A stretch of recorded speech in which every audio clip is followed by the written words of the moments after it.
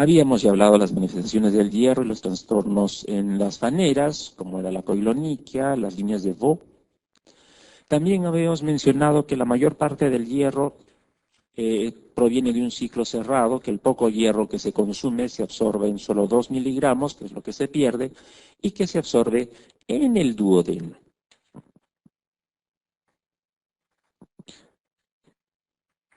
Esto es una célula epitelial del duodeno. Este es el lado luminal, este es el lado basal. En el lado luminar el hierro viene y es captado por esta proteína, que es un transportador de metales bicatiónico, que no es específica para hierro, sino que capta cualquier ion en valencia +2, cualquier mineral. Lo mete a la célula epitelial y la célula epitelial lo exporta a través de esta, entre comillas, bomba, que es un transporte activo, la ferroportina. A nivel de esta ferroportina la bloquea la hepcidina, que ya la habíamos mencionado en anemia por inflamación crónica. Esto es un repaso de lo que era un perfil de hierro. El perfil de hierro lo constituye la hemosiderina, ferritina y hierro sérico. Estos dos parámetros, saturación y capacidad total de fijación de hierro, como son parámetros matemáticos derivados de estos dos, es preferible no interpretarlos. La hemosiderina viene a ser la evaluación de los depósitos de hierro en los últimos 6 meses. La ferritina me evalúa el hierro que yo he consumido entre los 2 y 3 últimos meses. Y el hierro sérico me evalúa el hierro que he consumido más o menos en las últimas 48 horas. Si se dan cuenta, en la anemia ferropénica los tres están disminuidos o ausentes, todos van hacia abajo. En la anemia megaloblástica todos van hacia arriba. En la anemia por enfermedad crónica o inflamación crónica es la única donde la ferritina y el hierro se pelean. La ferritina sube y el hierro baja. Quiere decir que la forma de diagnosticar esto es a través de la disociación ferritina y hierro. Estos son los requerimientos de hierro para los gringos, que normalmente la hemos adoptado nosotros. Hay requerimientos para pacientes sin anemia y con anemia. Hay requerimientos diferentes por grupos de edad y grupos de riesgo. Quiere decir que no hay un solo requerimiento, hay varios requerimientos. Puede ser tan poco como 2, o puede ser tanto como 18 miligramos, ¿no? O en embarazadas que son casi 30 miligramos. Aquí se asume que es una anemia leve, pero hay otra tablita donde dice anemia leve, moderada y severa. Quiere decir que no hay un solo requerimiento, hay un montón de requerimientos. Por eso hay alguna pregunta que he leído ahí, le preguntan, ¿los requerimientos diarios de hierro en una mujer gestante es? Ahí viene el problema, si es que tiene anemia o no tiene anemia, pero en general es alrededor de 30. El hierro y la dieta. El hierro viene principalmente en alimentos cárnicos y sobre todo de ellos es las carnes rojas. Aquí el pescado no figura en una buena posición porque esto es estadística gringa.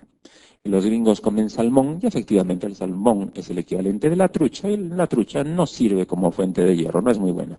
Es muy bueno si el pescado de mar, sobre todo el de carne negra, el que no es muy rico como la caballa o el jurel.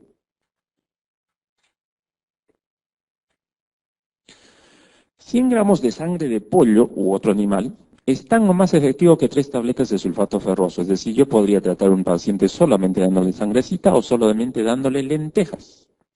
Lo malo está en que eso aburre y es tedioso. Ahora sí, unos mitos sobre el hierro. La parte que es cierto es cuando a uno le preguntan y le dicen, ¿la acidez favorece la absorción de hierro en el estómago? Sí, es cierto. La vitamina C, por ser ácido ascórbico, ¿favorece la absorción de hierro en el estómago? Sí, eso también es cierto. La pregunta es, ¿cuánto más favorece la absorción? En el mejor de los casos, 10% más de la absorción. No es exactamente mucho, es decir, la recomendación, toma su pastillita con jugo de naranja, medio tembleque. Segundo, ¿con cuánto de vitamina C debo producir este mejor efecto del 10%? Para cada tabletita de sulfato ferroso se requiere 60 miligramos, 700 miligramos de vitamina C. Eso si cada naranjita tiene 69, 70 miligramos, es más o menos eso, quiere decir que por cada tabletita de sulfato ferroso debe soplarse un jugo de más o menos 7 naranjas. No es el clásico vasito de jugo, ni tampoco es un concentrado de jugo, es una buena cantidad. En cuestión, sí es cierta la parte teórica, pero no se les recomienda que lo den o que recomienden a sus pacientes, tómelo con jugo de naranja porque es muy vomitivo. Segundo mito son los extractos. En el Perú, y no solo en el Perú, eso es muy propio de Latinoamérica y del sudeste asiático, es hacer extractos de lo que sea. Las madres hacen sus propios extractos, los hemolienteros también. Por ejemplo, la alfalfa es una extraordinaria fuente de hierro. Tiene muchísimo más hierro que la espinaca. 35 contra 2,7. Sin embargo, no somos rumiantes, no tenemos tres estómagos y no podemos extraer el hierro de la mayor parte de vegetales. Basta que yo eche, en la mañana me tome mi extracto con jugo de alfalfa, 2 o 3 gotas, y el efecto del extracto de la alfalfa, que va a bloquear la absorción de hierro y de otros minerales, incluyendo otras drogas, va a persistir por más o menos 6 a 8 horas. Quiere decir que si yo tomo a las 8 mi jugo con extracto y luego tomo mi pastilla a las 10 o a las 12, no la voy a absorber. Es una causa frecuente de fracaso de terapia de hierro el mezclar estas dos cosas. No es bueno mezclar los productos vegetales con las terapias. Leche y hierro. Esta es la tapa ya no se comercia mucho, pero cada cierto tiempo, cada vez que vienen los escolares, viene esto de la leche y hierro, la etiqueta verde. Fíjese cuánto trae 1 litro, toda la bendita caja, trae de hierro 11 miligramitos de hierro y casi 1 kilo de calcio. La pobre vaca no produce tanto calcio. Se le adiciona calcio, no se sabe para qué. Si tienen, eh, si el niño come esto, el intestino, ¿qué va a preferir absorber? Un átomo de hierro que viene en proporción por cada 1000 de calcio, obviamente va a escoger los de calcio y no el hierro. Eso es válido, buen cristiano les estoy diciendo que no se debe dar hierro conjuntamente con otras vitaminas o con otros minerales. No debe tomarse hierro con leche o con preparados con leche, ni menos café con leche, que es el más quelante.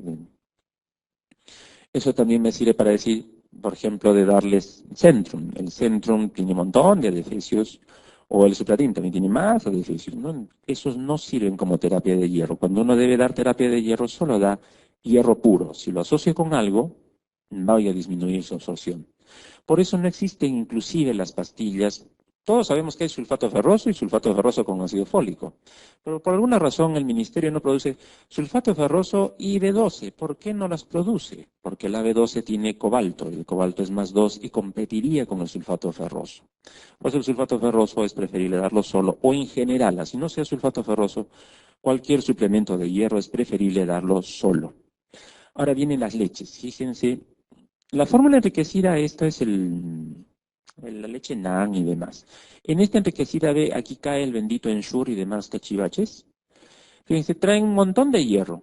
La leche materna trae una nadeza de hierro, pero fíjense cuánto de hierro se absorbe de esto, ¿no? El 50% de la leche materna y del Ensure solo el 6% de lo que trae de hierro. El mismo fabricante de Ensure les pide no darlo, que el Ensure no forma parte de la terapia para tratamientos de deficiencias de vitaminas ni minerales. El propio fabricante pide que solo sea básicamente para engorde, nada más que para engorde. Forma una gelatina con los demás productos. Y de hecho pide el fabricante que no se consuma ni siquiera con otras drogas, porque lo mismo que forma una gelatina insoluble, con el hierro lo puede formar con otros minerales, con otras drogas.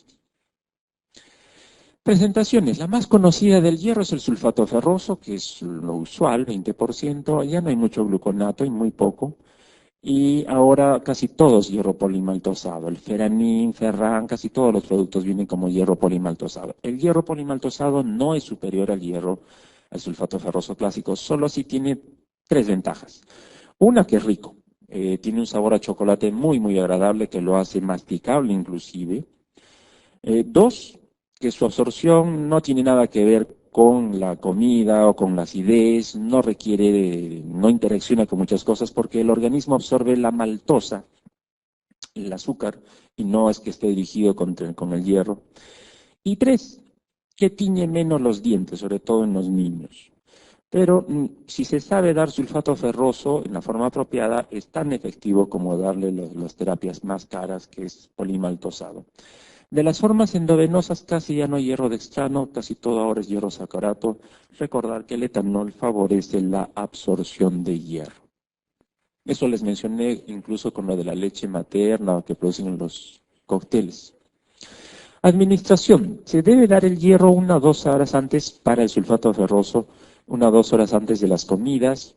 No se debe combinar con otros multivitamínicos, ni con té, ni con café, ni con leche, ni con antiácidos. Ahora, el hierro es una droga y el hierro también no debe administrarse con otros productos como yo había preparado el Ensure o el Osmolite. Debe tenerse cuidado el hierro con antibióticos, por ejemplo, el hierro y las quinolonas. Las quinolonas bloquean la absorción del hierro y el hierro bloquea la acción de las quinolonas. Por eso no se deben dar en forma conjunta. Con cada quinolona varía, pero fíjese, con la cipro se recomienda dar el hierro 6 horas después de tomada la cipro. También el mismo problema de bloqueo mutuo con doxiciclina, todas las tetraciclinas, no se debe dar con bifosfonatos. El hierro bloquea la absorción de hormonas tiroideas, bloquea la absorción de levodopa, carbidopa. Sobre dar hierro con fiebre, ya les había mencionado en la anemia por inflamación crónica, no se recomienda dar hierro solo durante la fase febril. Cuando ya no tenga fiebre el paciente, ya se puede administrar hierro. Precauciones con el hierro. El hierro puede exacerbar otras enfermedades, particularmente enfermedad inflamatoria intestinal, hace que se vuelva más rebelde. Había cierta duda si podía empeorar un lupus, si podía reactivar un lupus. Parece que sí y no. Si los pacientes con lupus tienen anemia, genial, se les da el hierro y mejoran. Pero si el paciente con lupus quiere prevenir una anemia, ahí les va mal. Parece que sí lo hace más refractario o recidivante. Ahora, el hierro se debe dar con precaución también en prematuros, porque los prematuros pueden hacer una anemia hemolítica porque el hierro consume la vitamina E y la deficiencia de vitamina E en prematuros puede producir anemia hemolítica. Intoxicación por hierro. Hay dos formas de intoxicación por hierro, la aguda y la crónica. La crónica se le llama hemosiderosis o hemocromatosis. La crónica es producto de transfusiones sanguíneas que va depositando el hierro y no se puede movilizar. Y el tratamiento de esto es con quelantes tipo deferoxamina. En cambio, la intoxicación aguda, que es más frecuente ahora que el hierro tiene un sabor a chocolate bastante agradable, es solamente por una ingesta accidental, es propia de los niños, no tiene una terapia estándar, es solamente terapia de soporte, puede ser mortal, sobre todo porque el hierro produce enterocolitis necrotizante y a partir de esto produce coma, trastornos ácido-base y perforación de intestino. El hierro endovenoso. Antes se daba hierro dextrano, que era la molécula más conocida, ahora se da solamente hierro sacarato. Ventajas del hierro sacarato sobre el dextrano, simplemente lo reemplazó porque el hierro sacarato produce menos reacciones adversas. El hierro sacarato solamente produce hipotensión y calambres, poca cosa. Pero en cambio el dextrano era mucho más feo. Ahora, sobre esto de la terapia de hierro. Cuando hicimos anemia ferropénica les había dicho que la vía oral es igual de rápida que la vía intramuscular, que solo la vía endovenosa es más rápida. Les había dicho que en la vía oral sube, en teoría, en el mejor de los casos, 0.15 gramos de hemoglobina por decilitro por día. Eso es el ideal. En realidad el promedio está muy por debajo del 0.15. En cambio, con el hierro endovenoso sube más o menos 1 gramo por cada 10 días que se da. Es mucho más rápida el efecto del hierro endovenoso. Pregunta. Ante un paciente con síntomas y signos de intoxicación grave por hierro, el tratamiento indicado es deferoxamina. Esta pregunta era para recalcar esto de la deferoxamina. Lo tomé de un balotario que hay, todos deben tenerlo de recién dado. Sobre vitamina B12. Esta es la cianocobalamina. Como verán, tiene un cobalto en su porción media. Es una estructura súper compleja. Hay 4 formas de B12. 2 fisiológicamente activas y las 2 comerciales, que es cianocobalamina. Casi todo en el Perú es cianocobalamina, es raro encontrar hidroxicobalamina.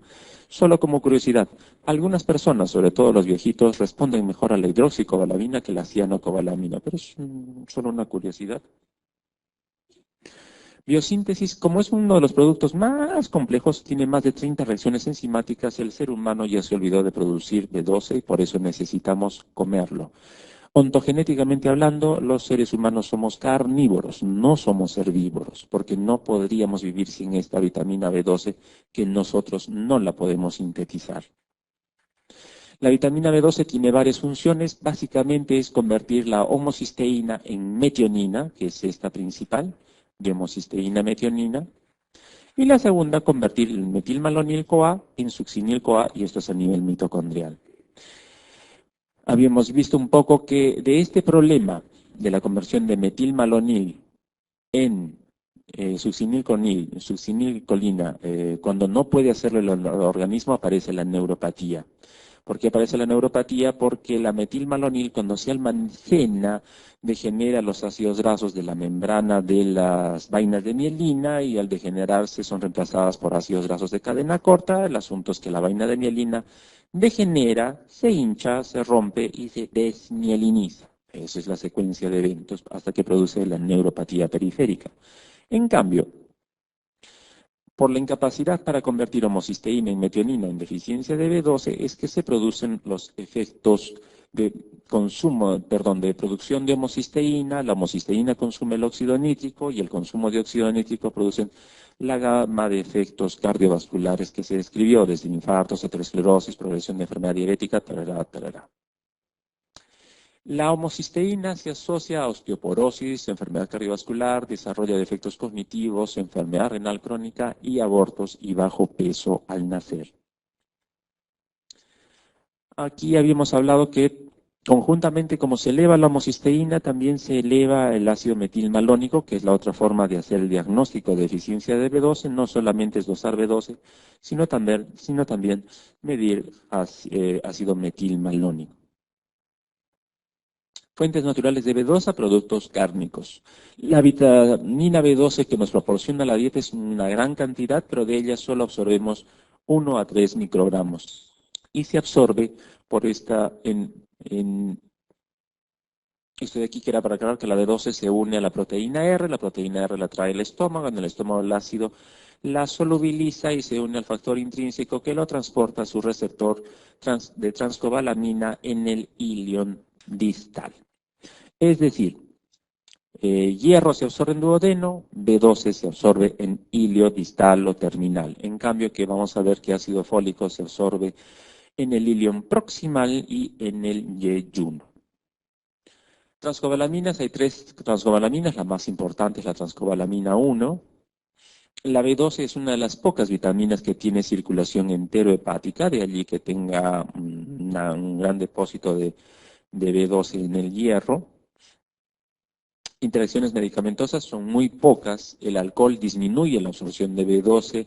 Algunos antibióticos raros, que es clonfenicol y tetraciclinas, y algunos aminoglucósidos pueden disminuir su absorción, pero su principal interacción es con el ácido fólico. Cuando se dan de manera conjunta, el ácido fólico tiende a ser absorbido más que la B12. Por eso se recomienda que no se den de manera conjunta, sino con una separación entre ambos de por lo menos 2 a 4 horas para que no compitan en su absorción y utilización. Contraindicaciones muy pocas, sobre todo con la cianocobalamina. Y esto que es rarísimo, que es la atrofia del nervio óptico o enfermedad de Leber. Pregunta. En la deficiencia de vitamina B12 hay compromiso de los cordones anteriores de la médula. No, son los cordones posteriores los que se afectan. Cuando debuta como pancitopenia puede presentar hemorragias. Tampoco. La pancitopenia inducida por la deficiencia de B12 jamás sangra, es una peculiaridad. Puede venir con plaquetas de hasta 20.000, pero no va a sangrar en modo alguno. ¿Hay un bloqueo en la síntesis del ARN? No. La idea, la B12 solo tiene que ver con el ADN, no con el ARN. En cambio, el ácido fólico sí tiene que ver con el ADN y el ARN, es con los dos. En cambio, B12 solo exclusivamente se mete con ADN. ¿Cursa con reticulocitos aumentados? No, la deficiencia de B12 cursa con reticulocitos bajos, solo aumentan los reticulocitos cuando se le da el suplemento de B12 correspondiente. Entonces la respuesta correcta era depresión y síndrome consuntivo. Ahora en cuanto a ácido fólico. El ácido fólico, su nombre deriva del latín folium, que significaba hoja, su fuente principal van a ser entonces los productos vegetales, hay también en los cárnicos. La peculiaridad del ácido fólico es que está distribuido muy ampliamente en la naturaleza. Fíjense que principales productos que tienen el garbanzo, tienen la espinaca, los frijoles rojos y en fin, varios productos. Pero el contenido de ácido fólico disminuye con la cocción. De hecho, este problema de la cocción baja el contenido de cualquier vitamina, particularmente si es cocinada o calentada o recalentada en los microondas. Lo consumen más que cuando es por ollas. En el caso del ácido fólico, baja sí, pero no a un nivel crítico. La cocción, por ejemplo, en el recalentamiento más que la cocción en microondas es más válido para las de la B1 hasta la B6. Esas sí sufren mucho cuando se cocinan con microondas. Ácido fólico, mecanismo de acción, tiene dos grandes mecanismos de acción, que uno es participar en la síntesis de purinas, ARN y ADN, y como función secundaria en mantener los niveles bajos de homocisteína. Cuando el problema es la hiperhomocisteinemia se traduce en consumo de óxido nítrico, el óxido nítrico aumenta el riesgo trombótico, aumenta el riesgo de cáncer de pulmón y favorece la progresión de retinopatía diabética. Farmacocinética, el duodeno es fácil, el ácido fólico es fácil de absorberse, casi no compite con ninguno por su absorción, el problema es que sí compite con la B12 al momento de ejercer su acción. Se absorbe en el yeyuno y en el ilion proximal y tiene excreción renal. Drogas que intervienen con el ácido fólico sí son muchas más que para B12. Una de ellas es el etanol. Dificulta mucho su absorción, lo mismo que en la cirrosis hepática, dificulta mucho la absorción de ácido fólico. De ahí vienen drogas, se meten muchas drogas con el ácido fólico. Las más importantes son la fenitoína, fenobarbital y le sigue valproato, es decir, anticonvulsivantes. Más o menos el 80%, sí acá está, entre el 80 y 90% de los que usan fenitoína van a hacer deficiencia de ácido fólico en algún momento de su terapia, sobre todo porque fenitoína se da por largo tiempo. De ahí le siguen los antibióticos, pirimetamina y trimetoprim. Solo que para que el trimetoprim produzca deficiencia de ácido fólico hay que darlo por largo tiempo y a altas dosis. No esa de cada dosis, sino la que se da como para matar a neumocistis, es decir, 2 tabletas de Bactrim Forte cada 8 horas por 2 meses. Ese tipo de tratamiento sí produce deficiencia de ácido fólico, pero el que damos normalmente no. La pirimetamina sí, esa dosis estándar produce deficiencia de ácido fólico. Metrotexate que se suele dar, depende de las dosis. La que dan los reumatólogos de una vez por semana, no, pero la que se da en forma diaria o la que se da a dosis mayores de 100 miligramos al día, como en una quimioterapia, sí, ahí sí produce una gran deficiencia de ácido fólico. Viene el otro antibiótico, nitrofurantoína, tetraciclina y clorfenicol. Estas 3 niñas no es muy frecuente, más o menos 1/3 de los pacientes se asocian a deficiencias de ácido fólico, sobre todo por quelación. Sobre todo nitrofurantoína cuando se le da a los viejitos para la prostatitis crónica de más de un mes, esos son los que van a hacer deficiencia de ácido fólico. Y dejo aparte la aspirina, porque es una curiosidad. La aspirina bloquea la absorción de ácido fólico, más que bloquear su absorción, bloquea su acción. Antes se recomendaba dar aspirina gilinil, luego salió que la aspirina no debía reservarse solamente a aquellos pacientes, independientemente de la edad, que tengan factores de riesgo para hacer algún problema trombótico, como preventivo, ¿no? Trombosis arterial. Y luego se ha visto que la aspirina, cuando se usa a dosis de 80, 100 miligramos de dosis profilácticas por más de un año, también se asocia a deficiencia de ácido fólico. Bueno, lo mismo que hemos hablado, pues solo que en palabritas ahí. En la clase de deficiencia de ácido fólico ya habíamos mencionado sus manifestaciones clínicas, que era desde diarrea, anemia megaloblástica. Para reinsistir aquí en su asociación con malformaciones congénitas, que son los defectos del cierre del tubo neural, y con algo que no habíamos hablado, que era la acromotrixia. Esto es acromotrixia. ¿Qué es la acromotrixia? Son canas prematuras. Cuando alguna persona está sometida a un estrés porque va a dar un examen, o porque se queda dormido en la playa, o porque tiene una mala noche, van apareciendo canas prematuras. Esas canas prematuras se les llama acromotrixia y algunos de esos casos tienen que ver con deficiencia de ácido fólico. Lo otro era para recordarles su asociación de ácido fólico y malformaciones congénitas, particularmente con los defectos del cierre del tubo neural. No solamente con ellos, ya sabíamos de cardiopatías, de sistema pilocaricial doble, de labio leporino, etcétera. En cuanto a estos defectos del cierre tubo neural, esto era para qué cosas son la anencefalia y la espina bífida. Ahora las fotos del caso, esto es para que vean un caso de espina bífida, donde, bueno, acá se nota el canal espinal, aquí sí se nota muy claro el canal espinal, la anencefalia, otro caso de anencefalia, ese es un mielomeningocele, y este es un meningocele nada más, que todos se asocian a la deficiencia de ácido fólico. Muy pocas mujeres saben o han escuchado alguna vez en su vida esto de la deficiencia de ácido fólico y defectos del cierre tubo neural, pero muy pocas lo toman en serio. De hecho, en los Estados Unidos, muy pocas mujeres cumplen las recomendaciones, menos de un tercio. De hecho, la recomendación del ácido fólico no es darlas en embarazadas, sino una mujer entra a la categoría de mujer en edad fértil, debería tomar ácido fólico toda su vida porque más de un tercio de los embarazos no son deseados, no son planificados, por consiguiente no se sabe cuándo le va a faltar el ácido fólico. Estos son requerimientos de ácido fólico, no son dosis terapéuticas. Cuando hicimos anemia por deficiencia de B9, ahí dije dosis terapéuticas. En cambio, estos son requerimientos, que es diferente, eso es antes de que tengan la anemia. Los requerimientos, como ven, varían también. Normalmente 400 miligramos sube a 600 en el embarazo y 500 en la lactancia. En cambio, cuando la mujer tiene antecedente de embarazos previos con defectos del tubo neural, fíjense, 4.000 microgramos, un montón. Efectos colaterales de tomar ácido fólico son mínimos, particularmente irritabilidad. Cuando se toma ácido fólico a dosis superiores a 1 miligramo por día por más de un mes, sí aparece cierta irritabilidad. Puede disminuir la eficacia de algunas drogas, por ejemplo, puede disminuir la eficacia del metrotexate, puede disminuir la eficacia de los anticonvulsivantes. Sí disminuye la eficacia in vitro, pero no in vivo, de algunos antibióticos, pero in vitro sí. Puede producir náuseas, flatulencias y vómitos. Disminuye la absorción de zinc. Cuando digo disminuye la absorción de zinc, el zinc es muy importante para efectos cosméticos y del trastorno del humor. Anticoagulantes.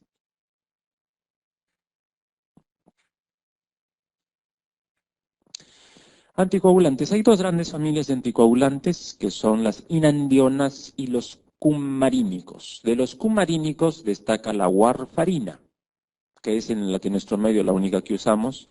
Los españolitos y los europeos en general usan el acenocumarol, que es el Sintrom, no hay casi en Latinoamérica, y alguno que otro japonesito o indonesio usa las inandionas, no son muy difundidas. Lo que vamos a referirnos es a la warfarina. La warfarina se origina como un veneno para ratas. Eso es una peculiaridad de esta droga. La crean un grupo de alumnos que estaban buscando no anticoagular personas, sino buscando veneno para ratas. Su molécula original, porque ha sufrido un poquito de variaciones, tenía una medida un poco más larga, de más o menos casi 10 días. Antes inclusive había caotrin, que era un matarratas en base a warfarina, solo con otro nombre.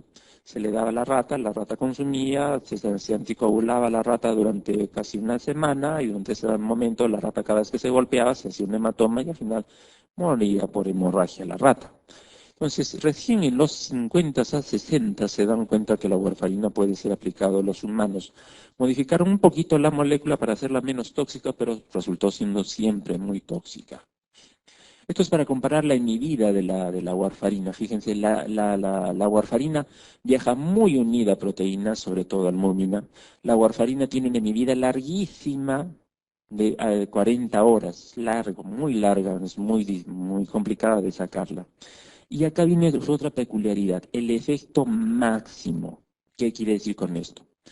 El efecto máximo se produce a partir de las 72 horas. La warfarina, ¿qué hace? Inhibe la vitamina K. La warfarina inhibe la acción de la vitamina K y al no haber vitamina K hace que los factores K dependientes no funcionen. Pero no es solo un factor, sino un montón de factores, protrombina, diestro, un montón de factores. Cada uno de los factores tiene una medida diferente. Quiere decir que la warfarina al inicio bloquea más al factor 7, que es el que cae más rápido, luego al factor 9, es decir, los va afectando progresivamente, no de un porrazo.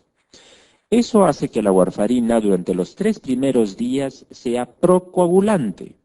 Pasados los 3 primeros días funciona como anticoagulante, es decir, la warfarina es una droga ambivalente o paradojal. Durante los 3 primeros días favorece la aparición de trombosis y después de los 3 primeros días recién se torna como anticoagulante por este efecto. Por esa razón es que en los libros dice que la warfarina primero se le da heparina al paciente y luego se hace una especie de cobertura simultánea heparina con warfarina para evitar su efecto procoagulante. ¿Por qué debemos monitorizar la warfarina? Una razón es porque no actúa sobre un solo factor K, actúa sobre varios factores K dependientes, cada uno con una farmacocinética diferente. Segundo, porque tiene problemas con absorción.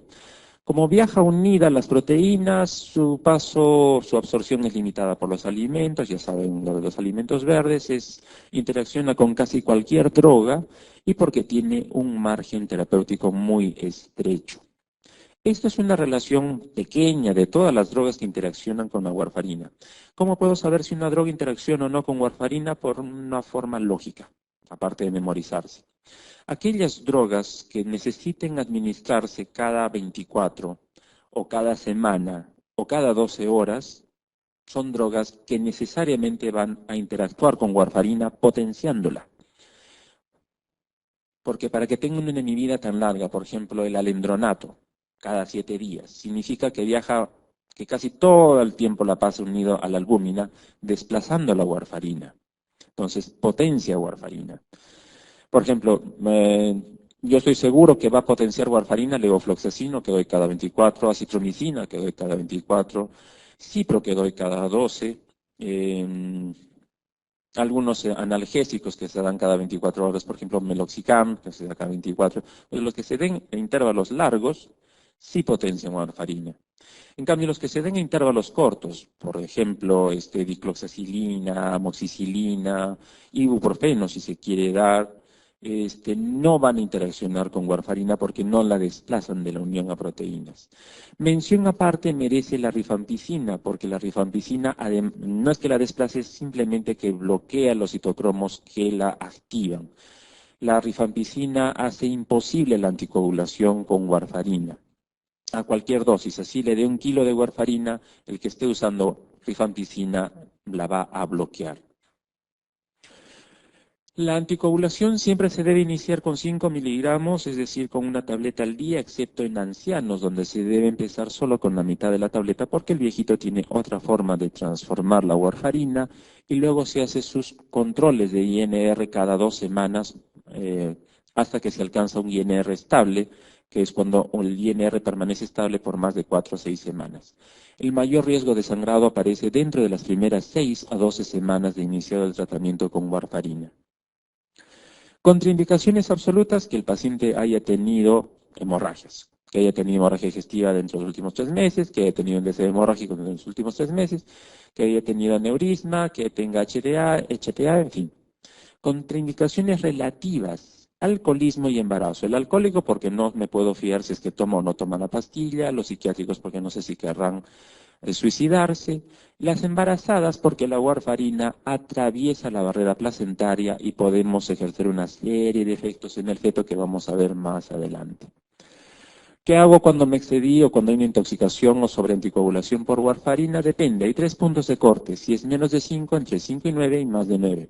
Si es menos de 5 es suficiente con retirar la dosis. Entre 5 y 9 retiro la dosis y doy vitamina K. Más de 9 doy plasma fresco congelado. El antídoto de la warfarina es la vitamina K. Ahora, hay 2 formas de presentación de la vitamina K, que es la vitamina K oral y la vitamina K parenteral. Parenteral es el Cornacion y la oral, en fin, se llama Duo-CPBK. La vitamina K es liposoluble, por consiguiente la absorción oral es igual de rápida, igual de efectiva que la vitamina K parenteral. No se justifica usar el Cornacion salvo que el paciente no pudiera digerir. Ambos formas de vitamina K, tanto la oral como la parenteral, remueven, normalizan, corrigen el exceso de warfarina en 6 horas. En cambio, el plasma fresco congelado, una vez que se administra, corrige el exceso de warfarina en los siguientes 3 a 5 minutos. Es mucho más rápido. Lo que demora con el plasma es hacer la compatibilidad y que necesita ser hospitalario, pero es mucho más rápido corrigiendo que la vitamina K. Complicaciones por warfarina principalmente son las complicaciones hemorrágicas que ya hemos mencionado y las complicaciones por el embarazo, que son una sobreanticoagulación en el feto, una hemorragia fetal y malformaciones en el feto porque es teratogénica. La warfarina produce malformaciones, no produce retardo mental, sino malformaciones óseas. A eso se llama condrodisplasia epifisiaria. Y la warfarina tiene su efecto paradojal, de la que se deducen 2 de sus complicaciones trombóticas, que son necrosis cutánea, que es esto de acá. Es raro, muy raro, pero es bastante fea. Y la otra que es el síndrome del ortejo azul, que es esto, doy warfarina, el paciente está muy bien y dentro de esos 3 primeros días el paciente nota que el pie se le vuelve frío y que uno o los 2 dedos mayores se vuelven azulitos. Eso se debe a que la warfarina consume proteína C, va a bajar el óxido nítrico y entre esas 2 cosas produce vasoespasmo y produce una disminución del flujo sanguíneo. Heparina, que es la otra gran droga que se usa como anticoagulante. A diferencia de la warfarina, no es una droga sintética, sino que es natural. El mecanismo de acción no es inhibiendo la vitamina K, sino es potenciando la antitrombina 3 para que ésta actúe sobre el factor 10. Metabolismo, la warfarina tenía un metabolismo hepático. La heparina tiene un metabolismo único, muy pocas drogas hacen esto, que es ser metabolizada por los macrófagos, no tiene metabolismo ni renal ni hepático. Esto es como la heparina se une a la antitrombina y de esta unión recién actúan sobre la prevención del coágulo, sobre el factor 10. Complicaciones de la heparina principalmente son hemorragias, muy similar a la warfarina. Se distingue de warfarina que la heparina produce osteoporosis, sobre todo cuando se da por tiempos prolongados.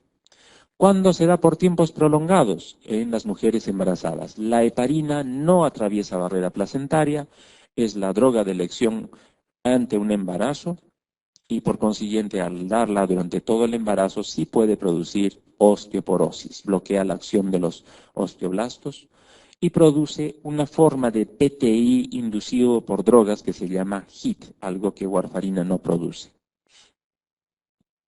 Esto era para comparar ambas drogas, ambas formas de coagulación. Acá lo de la heparina, que es natural, warfarina sintética. La heparina es efectiva dentro de la siguiente hora de administrada. Es decir, es una droga de acción rápida. En cambio, la warfarina, recuerden, necesito 3 días para que empiece a hacer efecto. Es una droga de administración lenta, no hecha para emergencias.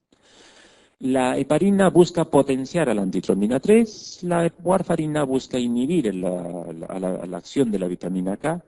La heparina se monitoriza con TTP y la warfarina con INR. El antídoto de warfarina es la vitamina K o el plasma fresco congelado, en cambio el antídoto de la heparina es la protamina y también el plasma fresco congelado, pero el específico es protamina.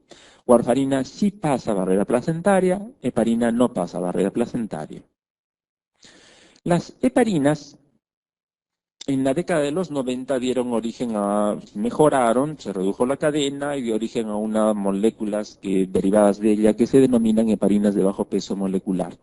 ¿En qué se diferencian de la molécula madre? En 4 cosas. Primera cosa es el mecanismo de acción. La heparina busca potenciar la antitrombina 3. En cambio, todas las heparinas de bajo peso molecular, no.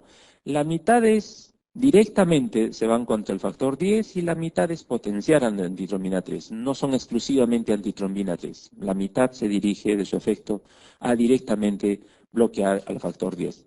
Segunda diferencia. La heparina tenía metabolismo en el res, en los macrófagos. En cambio, todas las heparinas de bajo peso molecular tienen metabolismo renal. Quiere decir que se les debe corregir cuando hay una falla renal o no darles cuando hay una enfermedad renal avanzada. Algo que con heparina no había el problema. Otras diferencias. La heparina requiere de monitorización con TTP. En cambio, las heparinas de bajo peso molecular, así yo quiera, no pueden ser monitorizadas.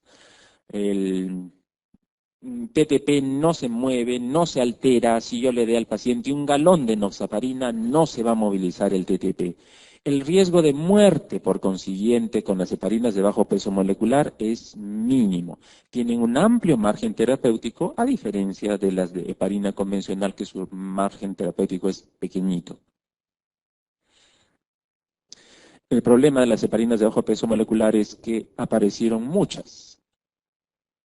Hay más, en realidad son 14, y ninguna de ellas es equivalente con otra. Cada una de ellas tiene su propio dosaje, su forma de administrar, alguna que otra ventaja o desventaja. Pero en general son muy buenas. En la década del 2000, las heparinas de bajo peso molecular fueron nuevamente resintetizadas y produjeron su hijo, que se llamó Fondaparinux. Fondaparinux es una cosa que es muy cara, que está en el mercado. Diferencias con las de bajo peso molecular es que esta y es exclusivamente, solamente afecta al factor 10, por eso es un inhibidor directo del factor 10. No tiene otras ventajas ni desventajas respecto de las otras, por eso no ha surgido mucho en el mercado. Y la warfarina en la década del 2000 dio origen a estos inhibidores de trombina. Estos vienen a ser los hijos de la warfarina. Estos hay 3 en el mercado, pero hay uno que se llamaba Apixaban, que en el Perú tiene mala fama por inducir 2 infartos ya de miocardio, así es que ya no figura aquí y se han quedado con estos 2. Dabigatran y Migalatran. Diferencias de estas drogas con la warfarina. Es que estas drogas ya son selectivas, solo se la agarran con un factor de la coagulación, que es la trombina. En cambio, la warfarina se la agarra todavía contra los 5. Las 2 drogas, warfarina y estos, tienen metabolismo hepático, pero estos de acá no se necesita monitorizar. Sí se puede monitorizar, pero no necesitan ser monitorizados con INR, como la warfarina, que sí necesita. Estos inclusive están hechos para que si el viejito se le ocurre tomar 4 pastillas y un porrazo, le va a producir náuseas y vómitos porque tiene un límite de tolerabilidad del estómago que lo hace que lo vomite. Es un perfil de seguridad muy bueno.